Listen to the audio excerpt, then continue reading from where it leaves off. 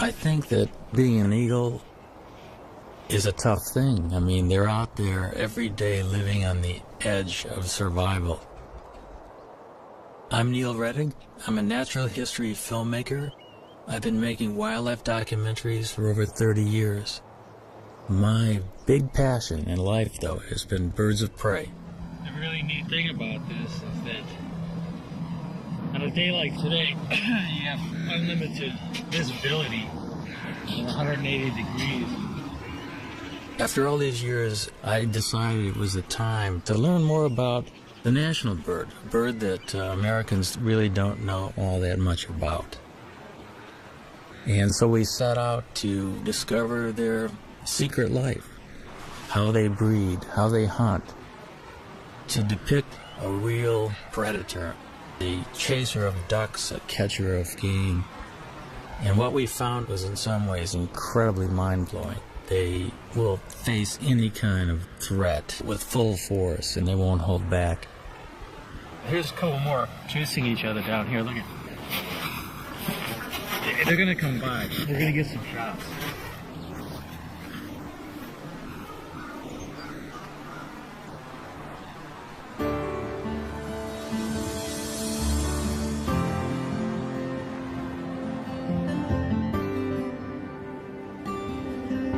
Along a tributary of the Mississippi, Neil finds the perfect nest site. It happens to be right above the state fish hatchery, in a huge cottonwood tree. Now these eagles turn out to be an extraordinary pair to work with. Not only were they very tolerant of human activity, but they were also catching trout right under the nest in the fish hatchery ponds. The female was a particularly cool character. She had one eye missing.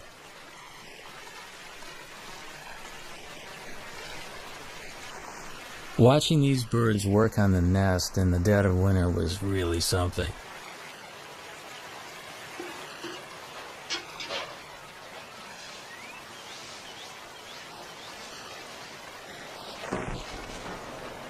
But the most exciting thing was watching them actually swoop down into the waters of the fish hatchery pond.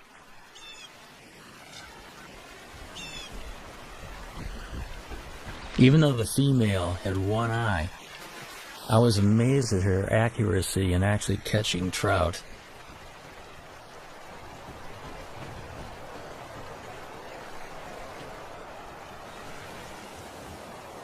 There was no toleration of trespassers. The nest site is the nucleus of their activities, and they have to protect the resources right near the nest. Any other eagle that would come anywhere near that fish hatchery pond would be chased off. It's a demonstration, too, of speed and agility. The maneuvers were remarkable through the branches. And that is one of the things that has always surprised me about this species, how fast they are.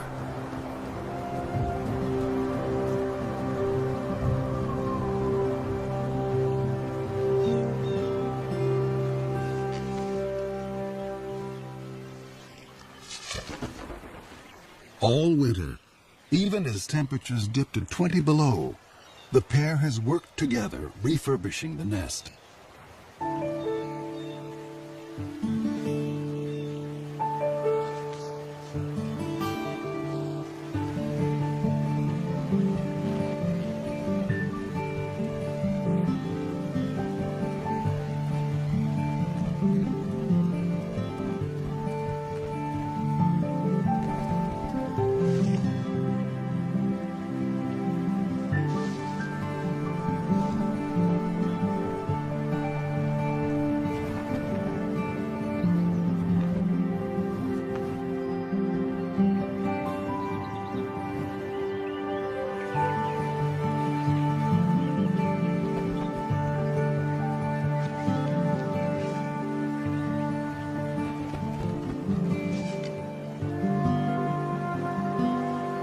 I think a lot of the nest building activity is part of pair bonding, because they have to get their act together as a matter of survival.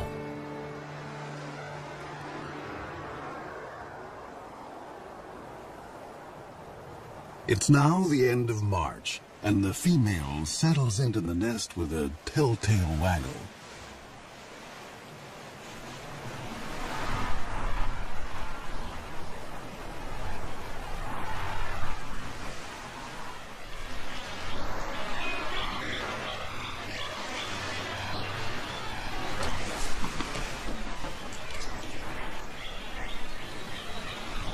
Bald eagles normally lay 2 to 3 eggs. But this spring, the one-eyed female only laid 1 egg.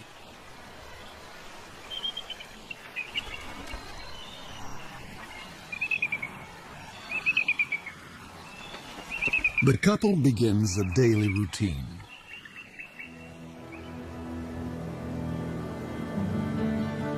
For 5 long weeks, they'll take turns incubating the egg. As winter ebbs, the well-practiced team seems to be headed for success. But spring is a fickle season.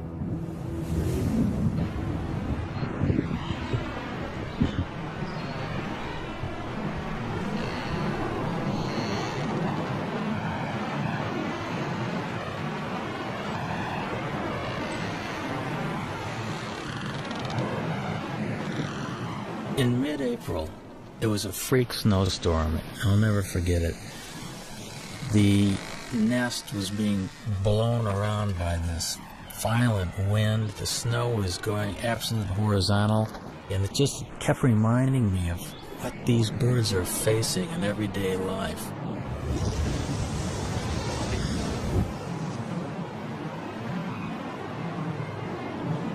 They were well into incubation, so the changing of the guard was always quick.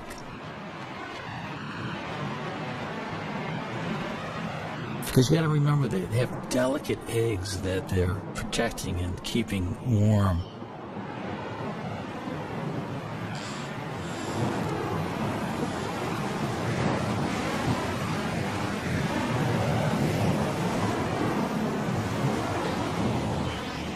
There seemed to be shifts of an hour and a half, where one eagle would sit on the egg while the other was out foraging for food.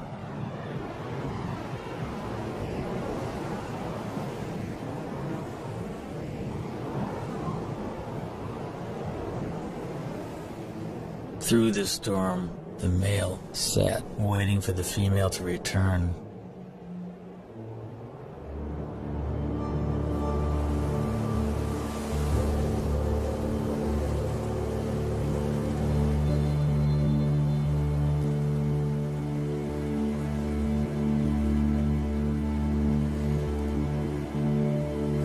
Tragically, something happened to her, we're not sure what.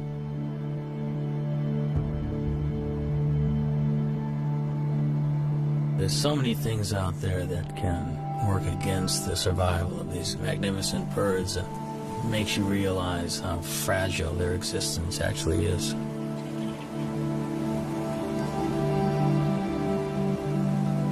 Cold and hungry, the father abandons his egg.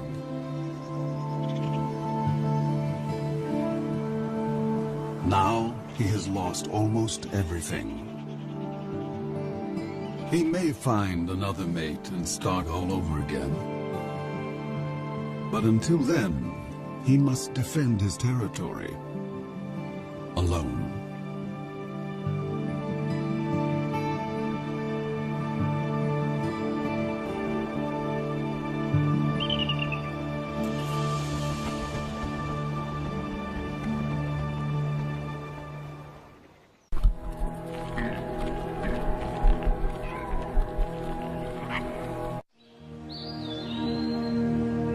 When Europeans arrived in North America, the continent teemed with as many as 500,000 bald eagles.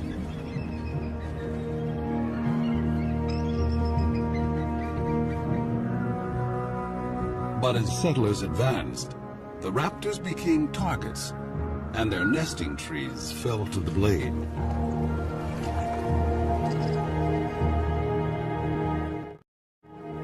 For raptor specialist Bob Anderson, the pioneer's attitude was simply arrogant.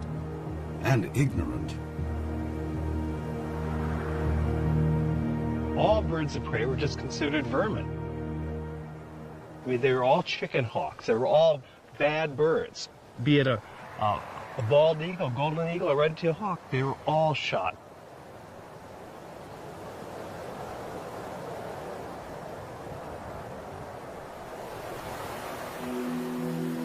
At the start of the 20th century, bald eagles were under siege across the lower 48. Alaska seemed like the last wild place, and there the bald eagle thrived. But in 1917, the territory introduced a cash bounty. By mid-century, over 120,000 eagles had been shot. And the gravest threat was still to come. After World War II, DDT came into widespread use to control insect pests. Bald eagle numbers went from decline to freefall.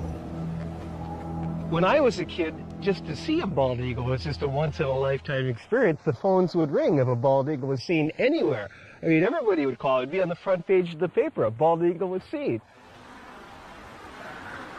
DDT made eggshells thin and fragile, sharply reducing the number of hatching chicks.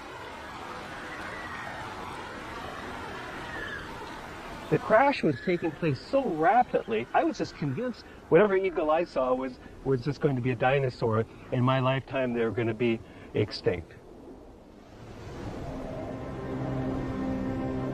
In the 1960s, just over 400 nesting pairs remained in the continental United States. In the 70s, 2 centuries after embracing an icon of wildness, the U.S. declared the bald eagle endangered. America's symbol of strength had become an emblem of environmental degradation. But America was not about to forsake its troubled symbol. Researchers finally persuaded Congress to take action against DDT. By 1973, general use of the pesticide was banned. Almost immediately, bald eagles started to rebound.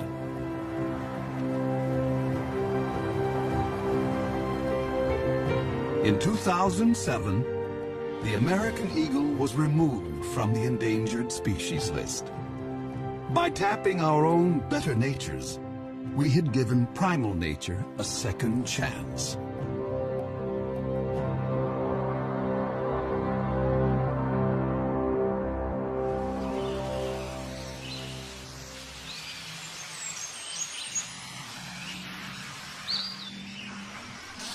It was late summer and the eagle had left the nest. It was a perfect opportunity to climb the 80 feet up and investigate. Bob and I wanted to have a look to see just what was on the nest.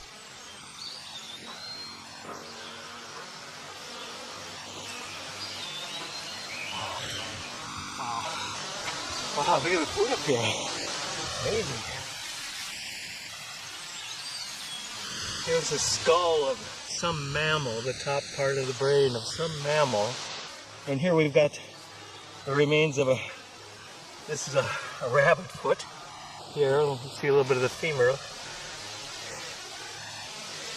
Bones here. And here's a feather. Dark feather, it almost looks like it might be from a crow, possibly a duck. Bob and Neil decide to look for possible positions to put cameras. Bob is a nest cam expert.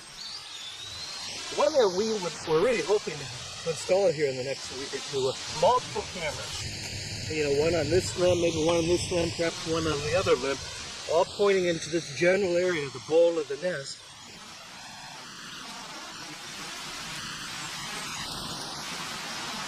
For the sea leg, we have to have tree leg when working with this job. Bob will have a bird's eye view in the coming nesting season. No matter whether the single male succeeds or fails.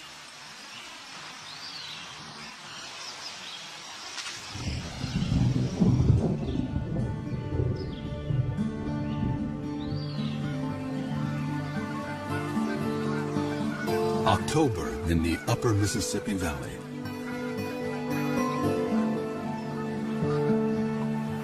The fall weather is mild, and eagles are free from the burdens of the nest.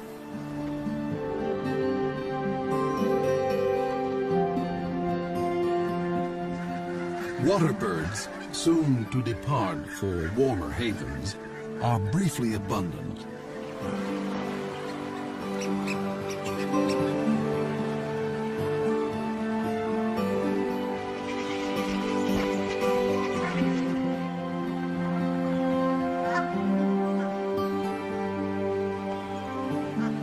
Joining the eagles that live here year-round are bald eagle migrants flying south from Canada. Some have flown 1,400 miles to find open water. This surge of eagles now turns to hunting. Bald eagles will sometimes chase mallards, but the river offers much easier prey. Coots raft together by the thousands, and these calm birds are a favorite meal. The strong wind allows an eagle the rare chance to hover like a smaller raptor, the kite.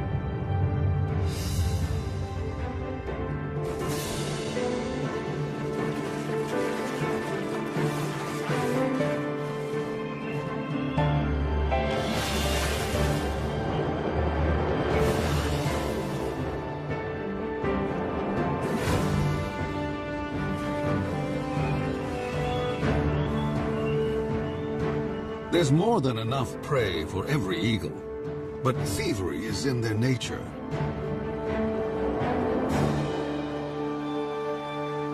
As one hunter lands at a muskrat hut, other eagles immediately try to steal his prize.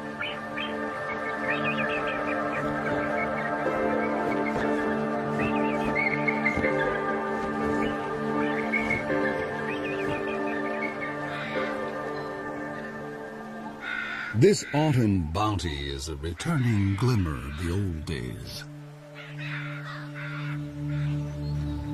In November, when the eagles are staging on the upper Mississippi, there is one place far to the north that is almost primeval, an untouched wilderness. This is the Chilkat River in Alaska, where great runs of salmon bring eagles from as far as 1,000 miles away. The salmon have made their own epic journey in from the sea to spawn. They will die soon afterwards, but they will sustain this great gathering of eagles, as they have done each autumn for thousands of years.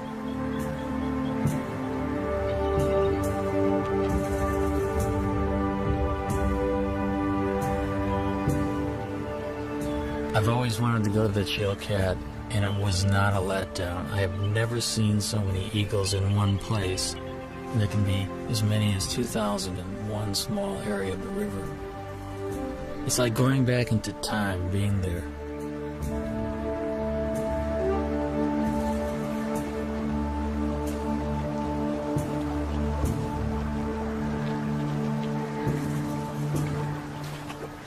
Because bald eagles do specialize often in fish, their feet are modified with tiny projections on the bottom of the toes and the pads of the feet, which actually make it easy for them to grip fish. Their beaks are incredibly efficient at ripping the flesh of fish and other prey that they catch.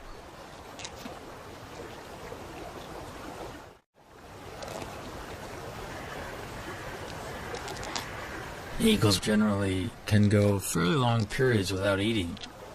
They have what's called a crop, which is an extension of the esophagus, which is a storage bag for food.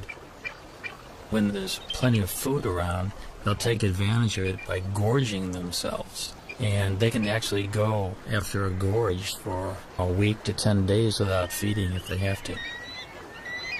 But as soon as a bald eagle catches something, you can bet that within seconds another one's going to come in and hassle it.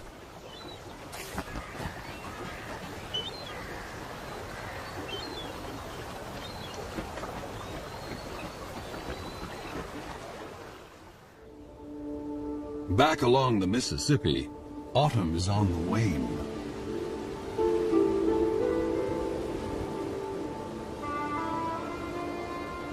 Winter makes a gentle entrance.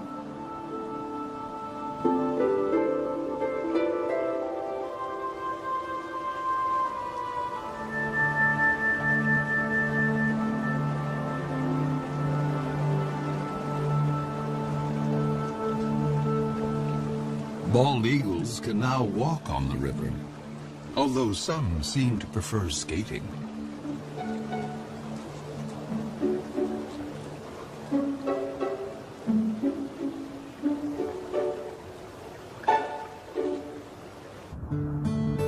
Gizzard shad can still be plucked up, but they will soon be entombed in ice.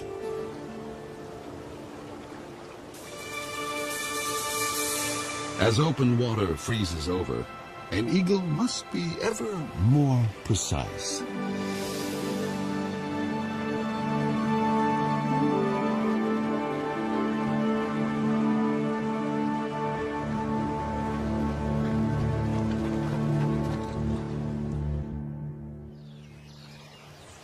At the hatchery nest, Bob Anderson has been keeping an eye on the widowed male.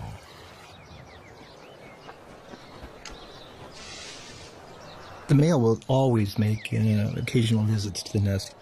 He still maintains the territory. He's working on his nest, adding little trinkets that might make it more attractive. This particular nest is prime property. It's located so close to a prime food source.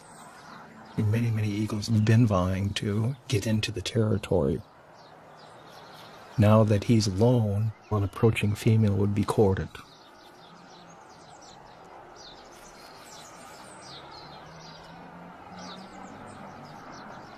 After rearranging his corn husks, the male sets off to cover his territory.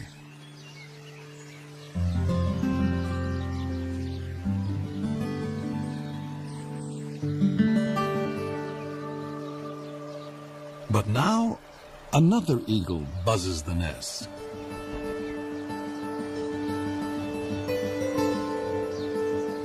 It's a female.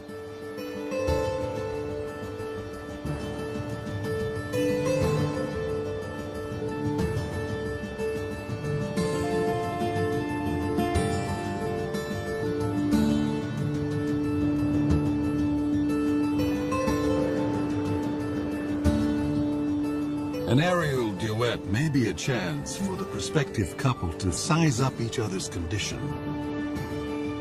A healthy eagle can cruise at 40 miles an hour in level flight and hit 100 in a dive.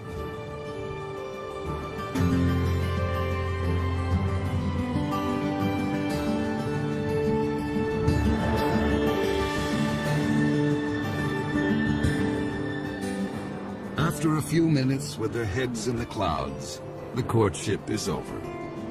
Romance is a luxury. There's work to be done.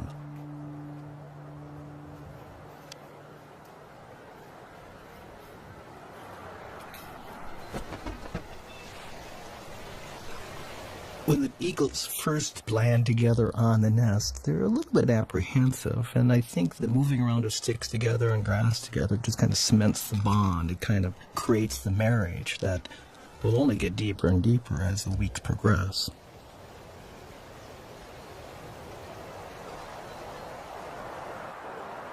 But ironically, in this situation, the male has the final say. Even though she brings a stick and tries to put it in someplace, the male will grab her stick and put it someplace else.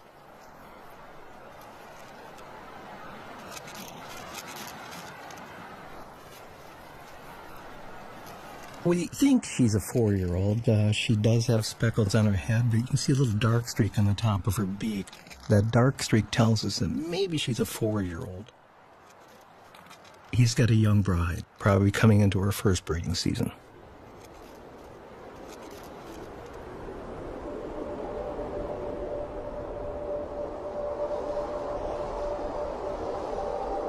Winter drains the last warmth from the river.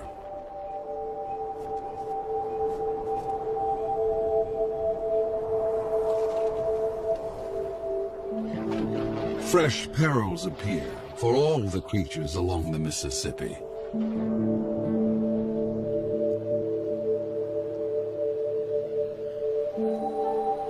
And now, the most brutal season tiptoes in.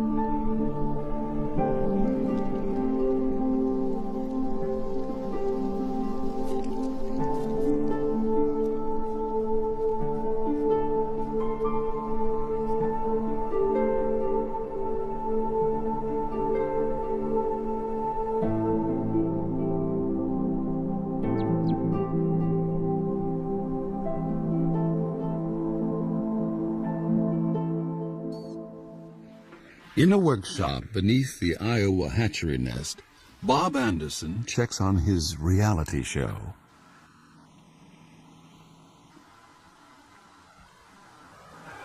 Hey, what a view. What an incredible angle of looking at the American bald eagle.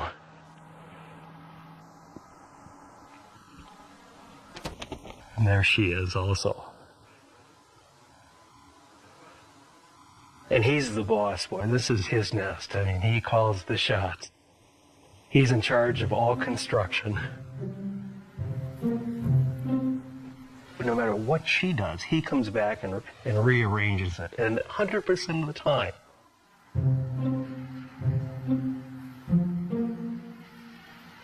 Now, she brought in a little bit of grass, and if she flies off now, he will go take that grass and put it someplace else.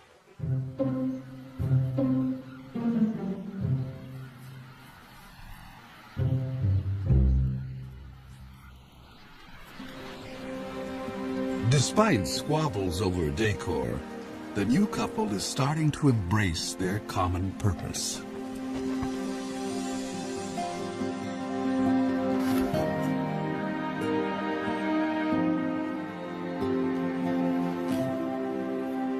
You can actually see them, they're bumping each other, they're interacting. There's no aggressiveness at all. A month ago, they would have never tolerated this being this close to each other. It's like now they're a team. We know that they're getting close to laying their eggs when you start seeing this behavior. The young female lays her quarter-pound egg before dawn.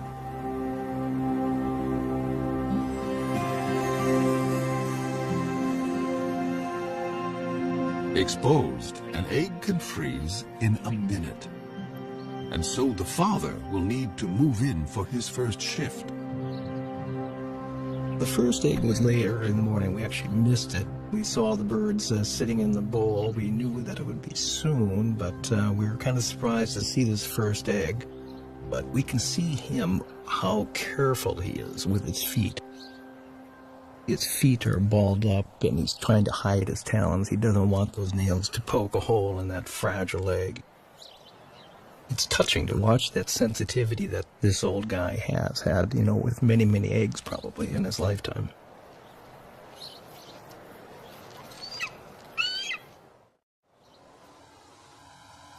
If a second egg is coming, it's due 2 days after the first.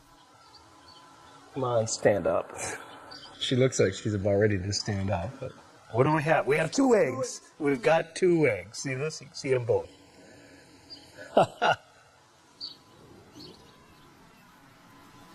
So you feel like a papa?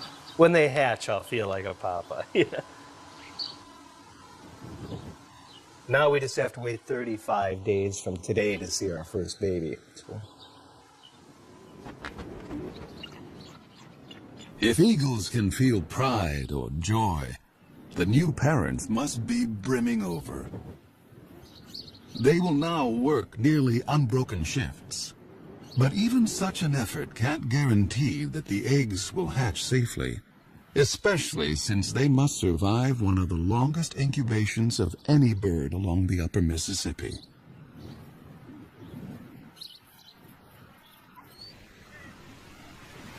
Egg thieves abound. Raccoons and crows are everywhere. So each parent is highly attuned to any sight or sound of menace.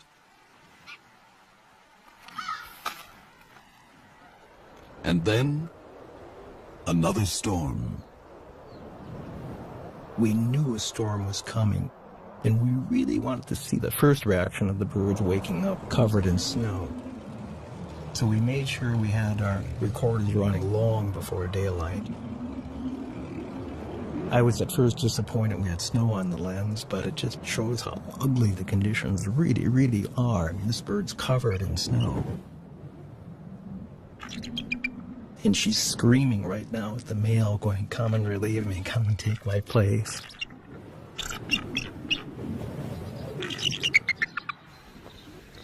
And he does.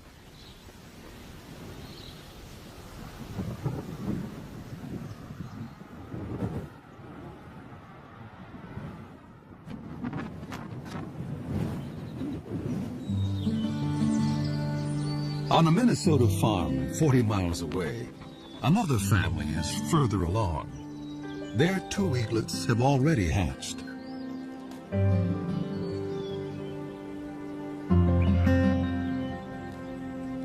The mother feeds her 4-day-old daughter. The 2-day-old male, hardly able to hold his head up, doesn't seem to be getting a fair share. Although both parents are dedicated, they have a blind spot for one particular peril, one within the family. Sibling rivalry.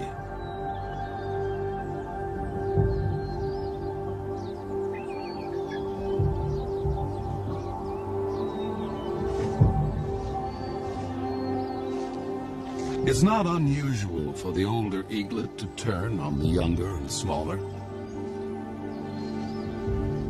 In nature's cold calculation, why share your meals when you can eat more alone?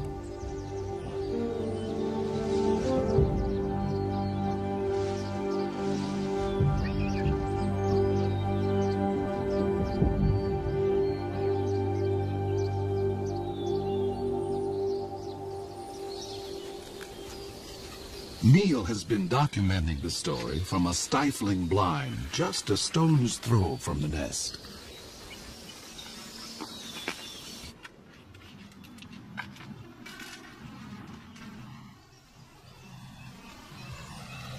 The dynamics of this whole syndrome is that the chick that's beat up becomes weaker and weaker, cowers.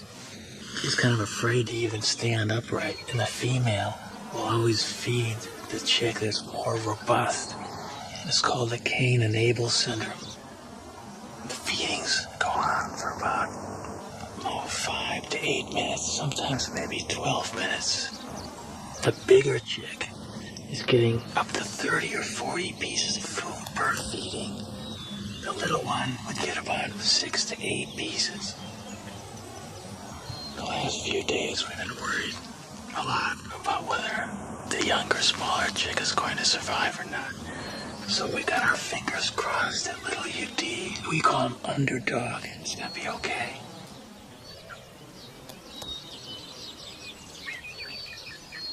The battle will resolve, one way or another, and soon.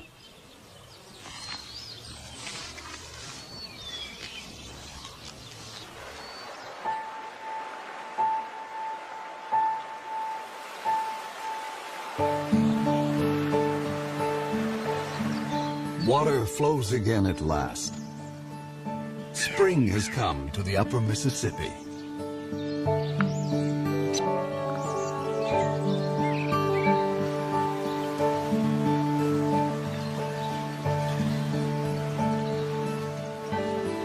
Things are looking up for all of the creatures along the river.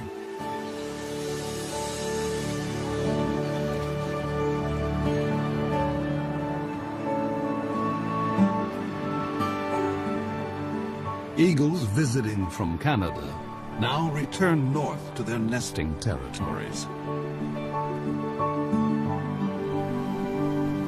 For year-round residents like the hatchery couple, spring means getting ready for eaglets.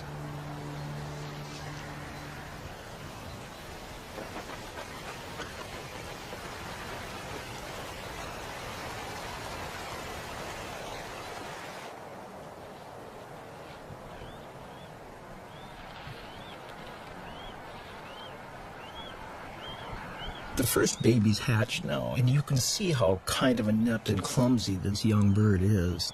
She doesn't quite know what to do.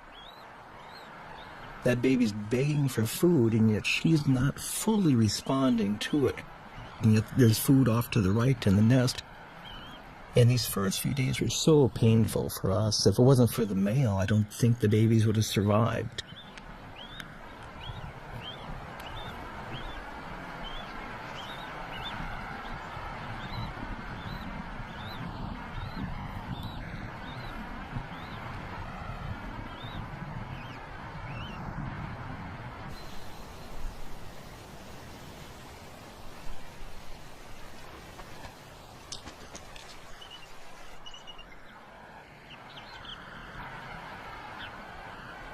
The eaglet is too exhausted to beg.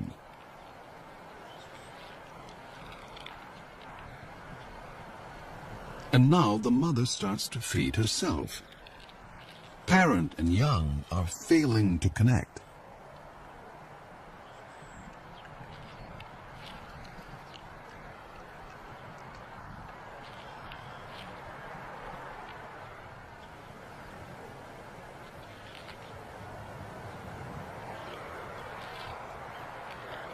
Suddenly, the mother focuses on her chick, as if seeing it for the first time.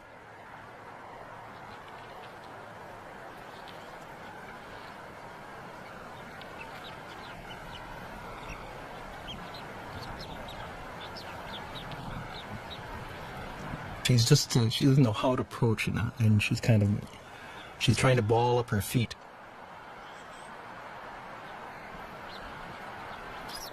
She just stepped on the baby there. It's a lot different than a hard egg.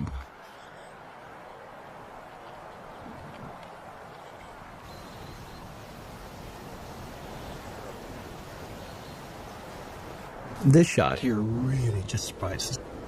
She had her tail facing into the wind.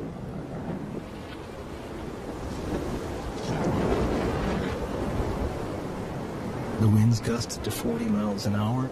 The wind actually literally blew her out of the nest, and she almost took the baby with her. Something an experienced bird would never do.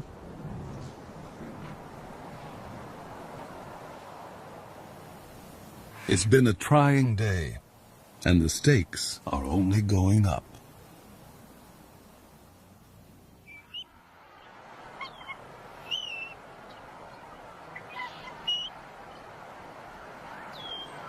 Here's our young female just standing up, and as you can see, we've got our second baby that did hatch. And again, you can see that she's getting a little bit better with her feet. Already there's been a little bit of learning, I guess, that's taken place. And now the old man will come in, the guy that's so proven. That's him on the right. She's stepping off now.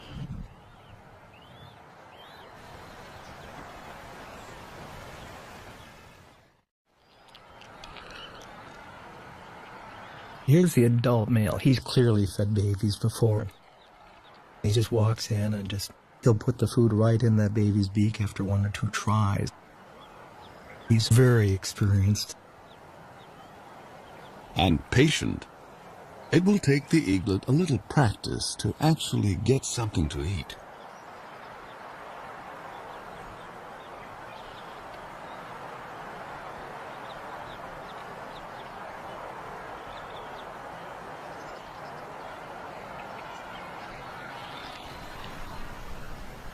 At least in this nest, there's no sign of sibling rivalry.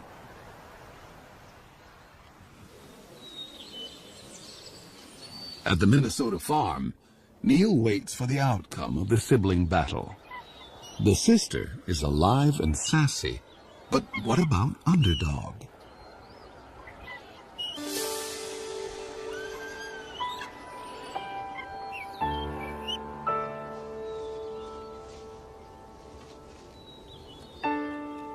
Finally, I could see that Underdog was competing. He was actually getting food offered by the female and gaining strength. Today he does look better. I think little Underdog might have a chance.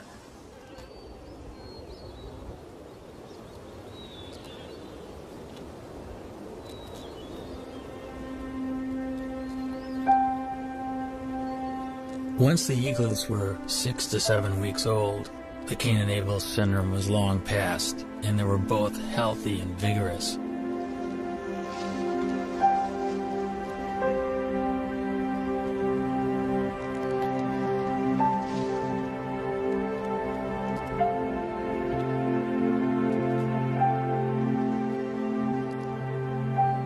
Each day these little guys will eat the equivalent of about ½ a pound to a pound of fish. The demand on the parents is increasing, and they'll probably bring 4 or 5 kills to the nest during the course of a day. Sometimes their prey is killed for them.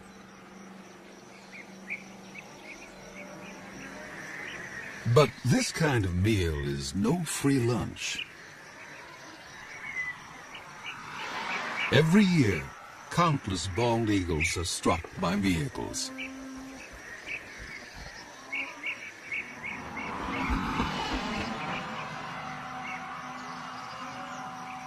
Losing either parent may hurt the young eagle's chances of fledging.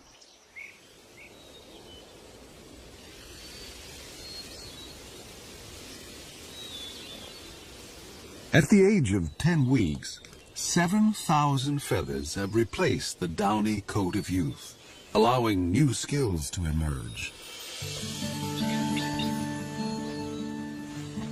Underdog starts building up strength with short flights to nowhere. Only 2 weeks remain before the chick's maiden flights.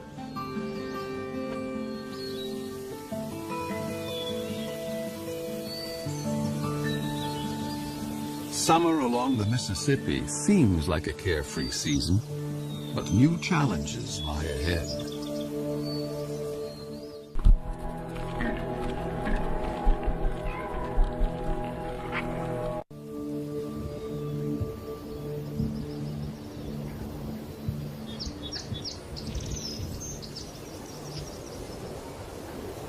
At the hatchery nest, the eaglets are still growing their flight feathers.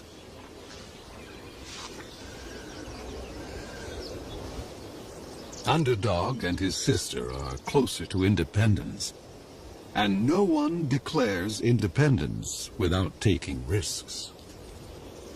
This nest is about 60 feet off the ground, Both eaglets are jumping up and down and exercising and getting ready to make that first jump off the nest, the first journey into the sky.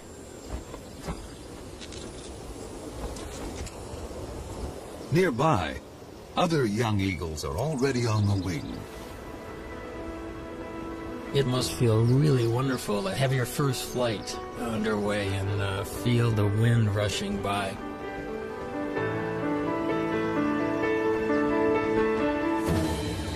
The landing is the tricky part.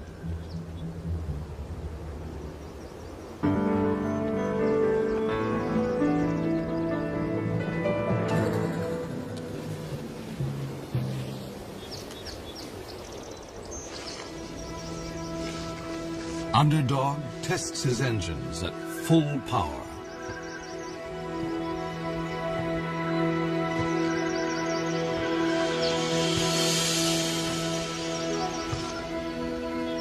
His sister seems to have cold feet.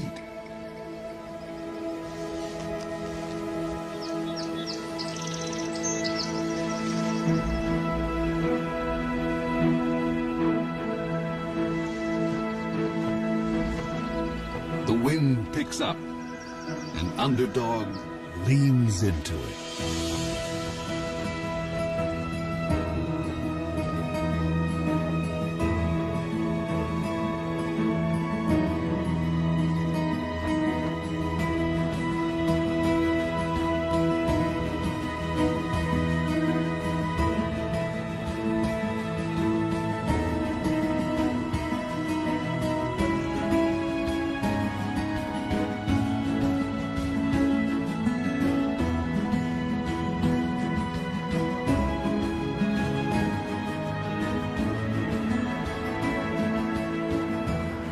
There are misconceptions that birds are taught to fly, but really it's totally instinctive. They do chase their parents around, however, possibly to steal fish, and also because they're bald eagles, they're social.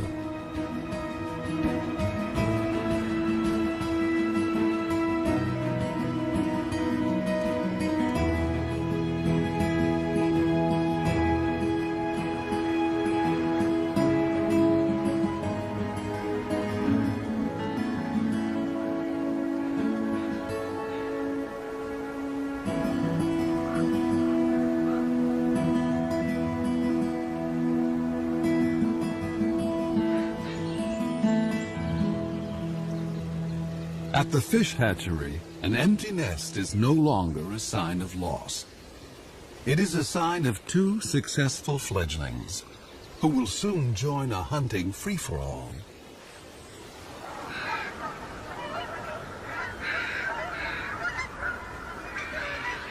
As fall arrives, a cycle of seasons is completed.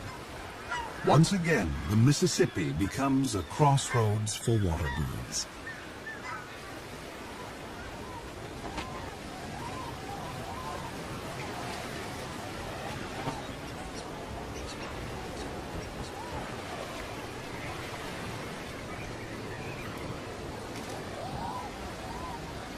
For this year's fledgling eagles, the time has come for the next big test.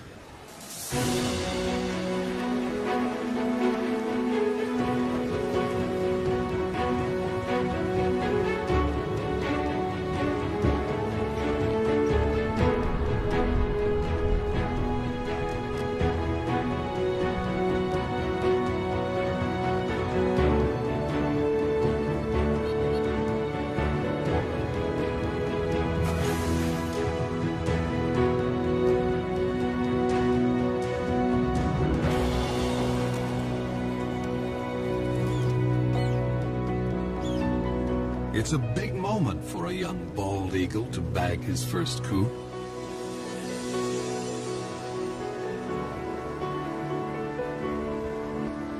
The bald eagle's a survivor. It's gone through really bad times, and now it's prevailing. It's an illustration that we can make a difference, and we can be stewards of this planet.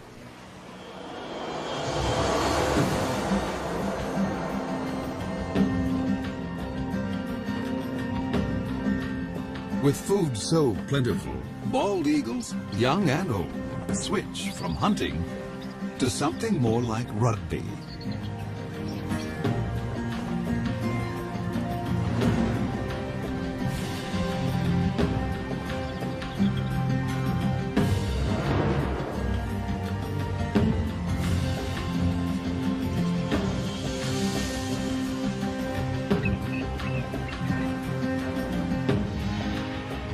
Only one human generation ago, such a celebration of eagles could not have been witnessed on the Mississippi.